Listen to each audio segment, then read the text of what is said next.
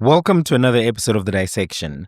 News 24 is reporting that Bheki Cele called Vusumuzi Matlala 10 times before his arrest. 10 times. 10 missed calls. Hey! The only people I know who make this number of calls are either Rihanna looking for her money from that lady and from heartbroken chaps who've been listening to too much Chris Brown and they're trying to figure out who's been getting their residuals after they drank too much Chiller's Punch. I don't know anybody else who calls somebody 10 times, 10 missed calls. That in and of itself is a message from that individual that's hot. I can't talk to you right now. And the third person now that we know is former police minister Bheki Cele. He's the only other chap who's holding his phone all day. 10 missed calls. Seriously, why would a former police minister call a convicted criminal multiple times a day? Listen to the call record. 8 a.m., 9 a.m., 11 a.m. At this point, personally, I would have given up. I would have sent a WhatsApp message or something telling this chap, call me, we need to talk. Disappearing message, now they have them. Not Bheki Cele, boy. Not the former minister. Not the collector of hats. The general. The cowboy. No. He kept calling. He didn't give up. He kept calling. 1 p.m., 4 p.m., 2 additional attempts at 10 p.m. This man was in the bed still trying to get a hold of Vusumuzi Matlala, a former government minister, a whole complete former government minister. Calling a person who's been accused and implicated in multiple criminal activities multiple times a day. That's something that I think he should be called in to explain by the parliamentary ad hoc committee, by the cops themselves. They need to call him in to get an explanation. He needs to be actually called in by the cops first, because if they don't make a move and he goes to testify at the Mkhwanazi Commission of Inquiry, he's not going to actually be facing any criminal charges if something is found to be untoward. But it's a lot. It's a lot. News 24 actually asked Bheki Cele about this. They reached out to him. They did an interview. And Cele said that the reason why he had been calling was because he had been trying to arrange the details of a meeting between himself and Vusumuzi Matlala. And News 24 makes a mistake that I hate. Or they don't make a mistake, but they make an editorial choice that I hate. They are still calling Vusumuzi Matlala a businessman. This guy is a Hosh curry father. He is involved in controversial criminal dealings to the extent that even though he has an entity called business, I would not so far as defer to call him a businessman. I think that the media needs to be more circumspect around who they give the legitimacy of conferring this title to, business person, because there are many criminals and many people who are Hosh curry behavior leaders of the Hosh curry culture, who are being called businessman when they should not be called businessmen. But according to Cele, he said, Matlala was coming to Durban. He wanted to see me, but we didn't meet. I met him in Durban before in November, and that was the first time I met him. He was brought to me by one guy to raise some issues. In their discussions with the media, everyone always says, no, some guy introduced me to this guy. They never say who the some guy was. Is that the legendary Malcolm X, or is it the controversial Brown Mkhwanazi? Who knows? Some guy was arranging a meeting for Bheki Cele in November last year. That was the first time he met him. He says he was brought to me to raise some issues. The journalist asked him what issues, and he responded angrily. The issues were about him being approached, and someone mentioned my name. That was the issue. And I said I would not entertain that. If someone wants to know the issues that we were talking about, I will discuss with the people who are investigating this, not you. That's what he said to the journalist. Why are you asking me this? I only met him after I left the police and public office. Why should I be asked by people I met when I'm out of public office? The minister, this answer to me, let me give you my thoughts on this answer. The minister is making it seem like it's not material that he was the former police minister very recently. Just imagine, let me give you a scenario. Just imagine if 2 billion rands was stolen from FNB Bank. Then a banker retires the next day. Then the banker becomes a DJ. Let's say he becomes DJ Hush Puppy, opens a club in Pretoria and buys a convoy bigger than my soul's convoy. Then when he's asked about that by people who know about the FNB fraud, he responds by saying, "No, don't ask me that. I'm a private citizen delivering beats to the masses and healing them with amapiano. Why are you asking me about banking affairs?" How, Mr. Hush Puppy? Aye. Mr. Hush Puppy, you know why we're asking you. You have a clear understanding of the source of these questions. Because when you joined the bank, it was stomach in, chest out. Now it's chest in, stomach out. Oh, Mr. Hush Puppy, you used to hang out in Soshanguve taverns, and now you have honey glazed horse curry mamas. Hey, we're asking you because we're connecting. We're connecting the dots. Like the legendary leader once said, connect the dots to follow what's happening. It's extremely relevant. It's extremely relevant that the journalist asks you, as a former police minister, how and why are you making multiple phone calls to this individual? Have you met this individual? Also, I would never be calling a person I met in November 10 times expecting them to call me back or whatever. What could have happened between November last year and August this year that would make me at any given point, even before our 1-year anniversary, be calling this person so frequently and so earnestly? No. It's relevant. Think about this. The next move that is made by a mainstream media journalist when they retire will tell you their relationship with politicians and ministers.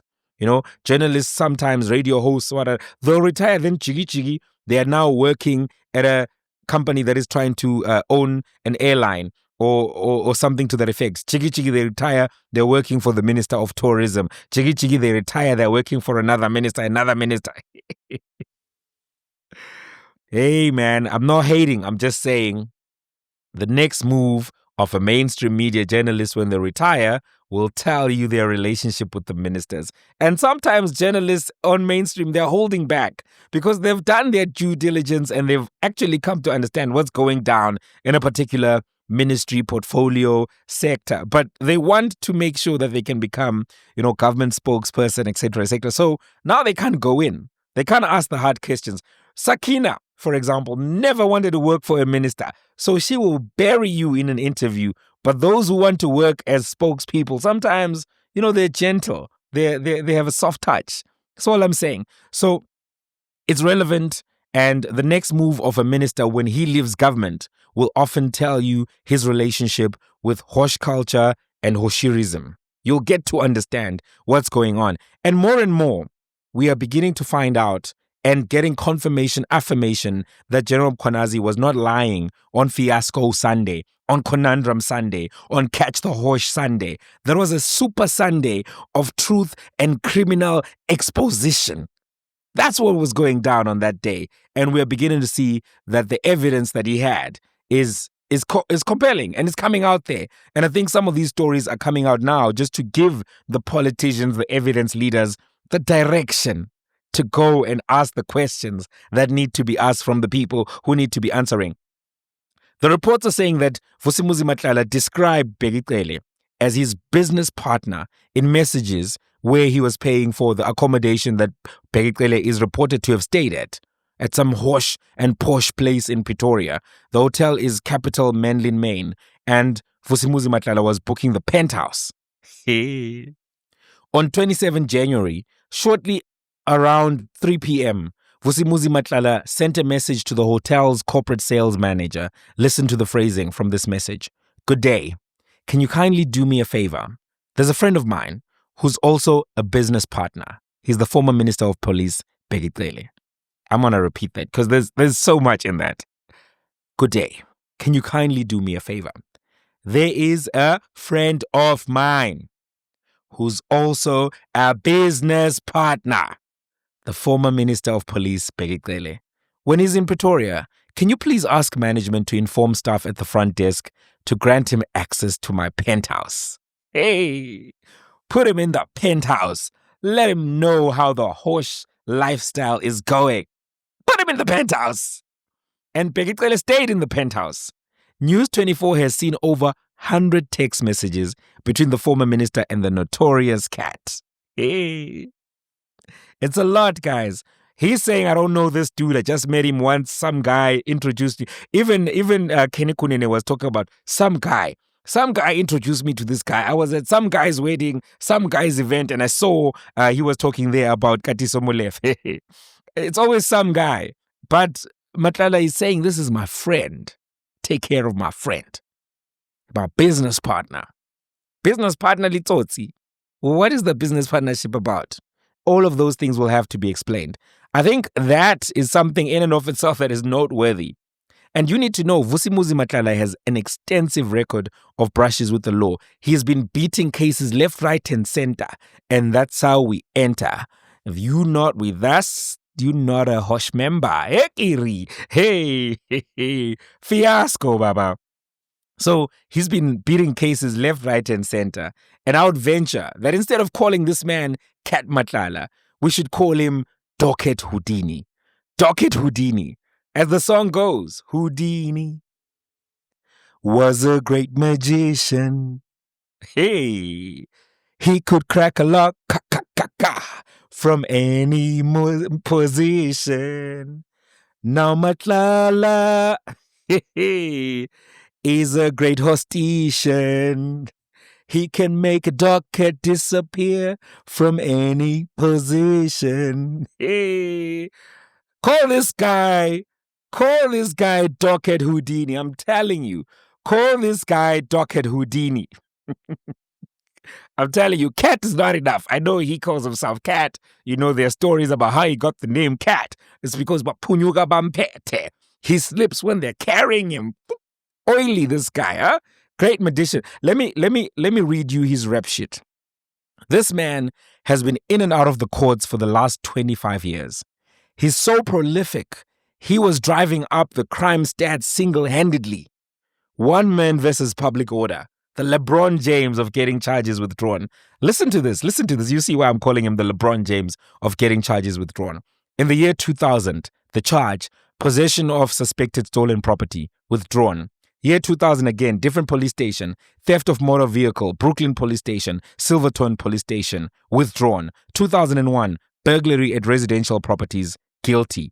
2006, cash in transit, not guilty. 2006, theft of motor vehicle, acquitted. 2006, burglary at residential property, withdrawn. 2011, theft of motor vehicle, withdrawn. 2012, common assault, withdrawn. 2012, house robbery, withdrawn. Possession of suspected stolen goods, withdrawn. 2012, possession of housebreaking equipment, withdrawn. 2013, house robbery, withdrawn. 2015, carjacking, withdrawn. Possession of stolen goods, withdrawn. 2016, possession of firearm without license, withdrawn. Impersonation of a police officer, withdrawn. Resisting arrest, obstructing or assaulting a police officer, withdrawn. 2018, attempted murder, withdrawn. That's LeBron, withdrawn. Houdini. Hey, Houdini Matlala. Hey, what's a manyala? Think about this. His only conviction was in 2001. And I actually think that was the worst thing which could have happened for society, because the man went in and studied a master's degree in criminality and toxicity, MDC. While the cops are studying other degrees, he was there learning from the best, learning from all the convicted thugs, because he came out with the vengeance. He clearly graduated with a cum laude, because now he can call police ministers his friends, call them his business partners. He can get lucrative government contracts from the police who arrested him. Think about that. Vusumuzi Matlala won a contract, lucrative tender from the police service, a tender worth 360 million rands to provide healthcare insurance services to the police. After being arrested so much by the police, he was looking at them and he was like, the police are, chest in, stomach out. Let me help them. Let me get the cops healthy. Give me the tender. Think about this. Just think, by the time the tender had been collected, he had already been paid 50 million rands. His healthcare company, fresh out the box, from Fruit and Veg, fresh out the box, registered in 2024, thereabouts, had already won this massive government contract. Hosh Daddy behavior. He's been active in Hosh Daddy behavior from a tender age. He's actually one of the ministers of Hosh behavior. He's also implicated in the Tembisa Hospital 2 billion tender fraud, which was exposed by the whistleblower Babita Dekoran, and she lost her life for bravely trying to expose and stop these syndicates. She lost her life. These people, and as much as we laugh, because what else can we do? These things that they're up to are lethal. They've destroyed the fabric of South Africa. You know, there's a debate there around, did BEE destroy South Africa? I don't think BEE destroyed South Africa, not in the way that it's being argued by the critics of BEE, in as much as it did make a few individuals extremely wealthy and was never executed properly. I think HEE destroyed South Africa. Hosh entrepreneurial. You know, what is BEE? Broad-based black economic empowerment. This Hoshkari economic empowerment is what caused the collapse of South African society, because all this money is ending up in the hands of these people. That penthouse booking, people are going to penthouses booked by thugs, criminals. Something's wrong. That penthouse booking is going to be something that the former police minister Bheki Cele will really have to explain, because the reports are reporting that, or indicating that, the penthouse was booked when the tender, that tender that I referred to, the one with the police, was being investigated and on the verge of being cancelled. That's when he went to be in that penthouse. So it's possible that this was not a recreational trip, but a very important business crisis meeting. On Tuesday, the 26th of August, which is this week, a week of the recording, Vusumuzi Matlala is back in court for the charges related to the attempted murder of his former romantic partner, a famous Hosh Mama. You see, it's actually this case which helped General Mkhwanazi and his team unravel a lot. Hosh behavior. Hosh behavior.